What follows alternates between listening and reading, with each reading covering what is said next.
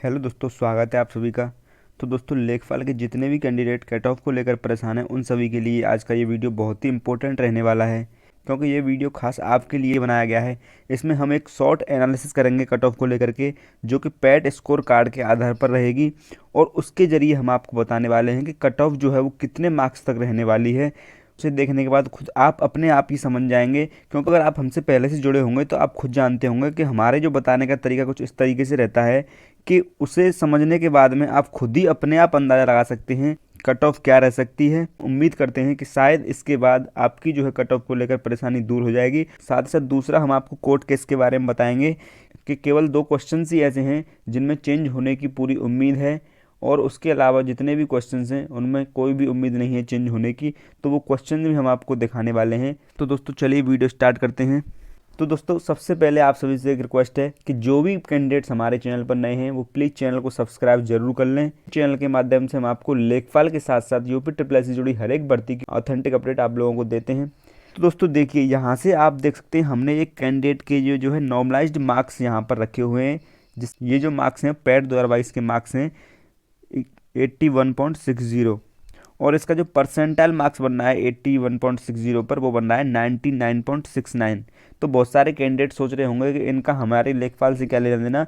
तो वीडियो को कृपया धैर्य बना के देखते रहें, आपको सब कुछ बहुत ही कम समय में क्रिस्टल क्लियर होने वाला है। तो ये पैट द्वारा इसके नॉर्मलाइज्ड मार्क हैं 81.60, इस पर जो है कैंडिडेट का परसेंटाइल बनना है 99.69।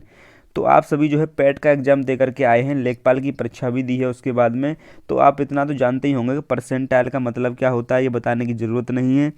तो यहाँ पर जो है अगर 100 में से 99.69 माइनस किया जाए तो यानी कि 0.31 आ रहा है।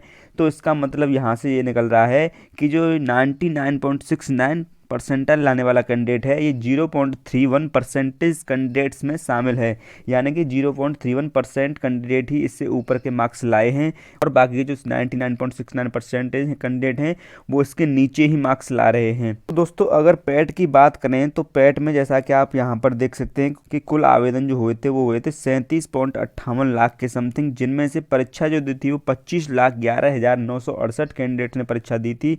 तो अगर हम 25,11,968 का 0.31% निकालते हैं, ये हमने इस वजह से निकाला है कि अगर हम 0.31% निकालेंगे तो ये जो है उन कैंडिडेट्स की संख्या आ जाएगी जो 81.60 या उससे ऊपर के मार्क्स रखते हैं, यानी कि इस कैंडिडेट की रैंक निकल के आ जाएगी।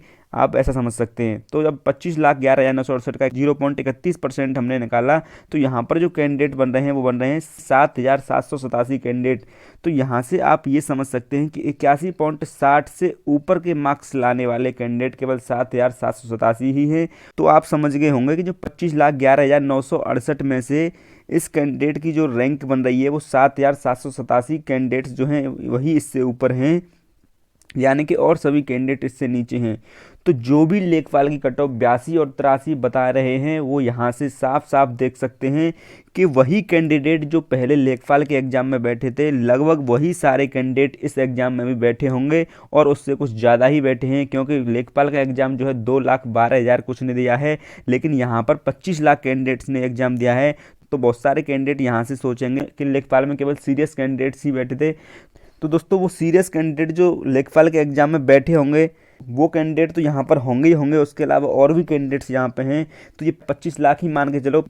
जब 25 लाख में से 7,787 कैंडिडेट्स ही 81 से ऊपर 81.60 मार्क्स से ऊपर के मिल रहे हैं, यहाँ पर इस आंकड़े की कंपेरिजन अगर लेखपाल एग्जाम से की जाए तो कैसे ये संभव हो सकता है कि लेखपाल की कट ऑफ 82 और 83 तक जाएगी। ये संभव हो सकता है कि 81.60 यानी कि 81 से नीचे 80 मार्क्स पर ही यहाँ पर जो है भीड़ ज़्यादा बढ़ रही हो सकता है कि 15-16 हज़ार कैंडिडेट यहाँ पर पैट के एग्जाम में 25 लाख में से 80 के आसपास ही यहाँ पर मिल रहे हैं 15-16 हज़ार कैंडिडेट, लेकिन जो लेखपाल के एग्जाम में है वो भीड़ यहाँ पर मिल रही है वो आपको 76 और 77 मार्क्स के आसपास मिल रही है।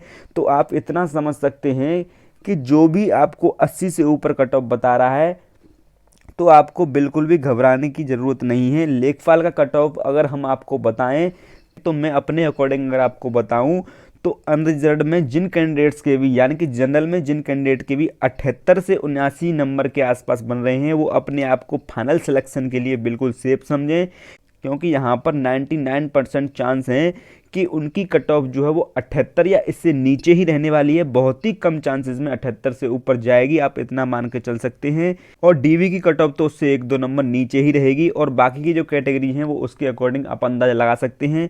और वैकेंसीज भी पुरानी क्लियर हो रही हैं, तो उनमें भी कैंडिडेट चले जाएंगे, तो यहाँ पर 78 से भी कम रहने की चांसेस हैं।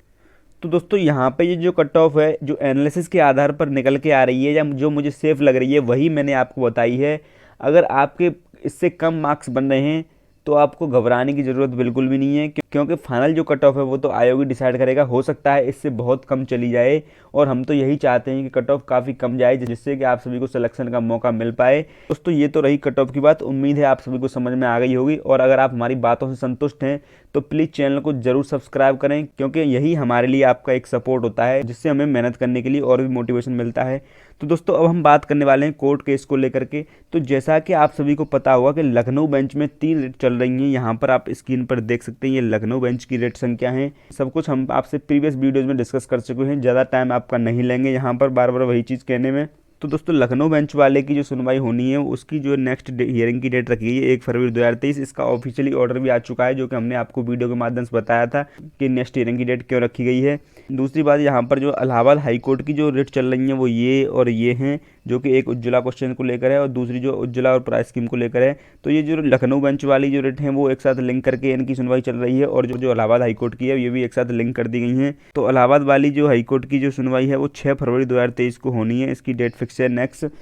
तो दोस्तों अगर इसके बारे में आपको अपना ओपिनियन दूं तो मुझे लग रहा है कि ये सारी की सारी जो रेट पड़ी हुई हैं ये सभी रिजेक्ट होनी हैं, क्योंकि इनमें कोई मुझे क्वेश्चन में कोई स्ट्रॉन्ग पॉइंट दिखाई नहीं दे रहा है सब। लेकिन केवल 2 क्वेश्चन जो आप देख सकते हैं इलाहाबाद हाई कोर्ट के उज्ज्वला और प्राइस स्कीम वाला, यही क्वेश्चंस जो हैं वो मुझे ऐसा लग रहा है कि इनमें आपको कुछ चेंज देखने को मिल सकता है। और ये 2 क्वेश्चन अगर हम बात करें आपको, तो पहला क्वेश्चन तो ये उज्ज्वला वाला है और दूसरा क्वेश्चन जो है वो पूरा स्कीम वाला है। तो ये क्वेश्चंस को हम कई बार डिस्कस कर चुके हैं, ज़्यादा टाइम आपका नहीं लेंगे।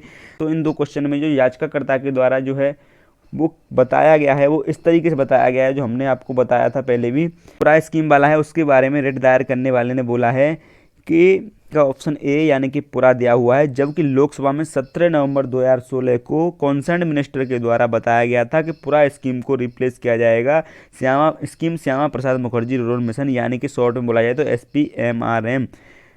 इसलिए इसका करेक्ट आंसर जो होगा वो नन ऑफ दीज होगा, जो कि ऑप्शन में नहीं था, ऐसा उन्होंने बोला है। और दूसरा जो क्वेश्चन है उज्ज्वला वाला, उसके बारे में जो बोला है कि जो उज्ज्वला स्कीम जिसके बारे में पूछा गया था उसकी सही स्पेलिंग ये होती है, लेकिन जो प्रिंट थी वहाँ पर पेपर में वो इस तरीके से थी, जो कि गैस कनेक्शन को लेकर है। तो दोस्तों चेंज क्या होने वाला है इस बात का डिसीजन जो है कोर्ट ही लेगा। अगर कोर्ट बोलेगा कि इन क्वेश्चंस पर आपको फुल मार्क्स दिया जाए तो फुल मार्क्स दिया जाएगा। अगर कोर्ट बोलेगा कि इन क्वेश्चंस को हटा दिया जाए तो आयोग को इन क्वेश्चंस को हटाना पड़ेगा। अभी इसके बारे में हम कुछ नहीं कह सकते। तो दोस्तों इतना ही बताना था आपको इस वीडियो के माध्यम से। अगर आपको वीडियो पसंद आया हो तो वीडियो को लाइक और शेयर तो जरूर करें, और चैनल को सब्सक्राइब करना बिल्कुल न भूलें, जिससे कि भविष्य में आने वाली वीडियोज़ का आपको नोटिफिकेशन तुरंत मिल जाए। तो दोस्तों वीडियो से अंत तक जुड़े रहने के लिए धन्यवाद। आपका दिन शुभ हो।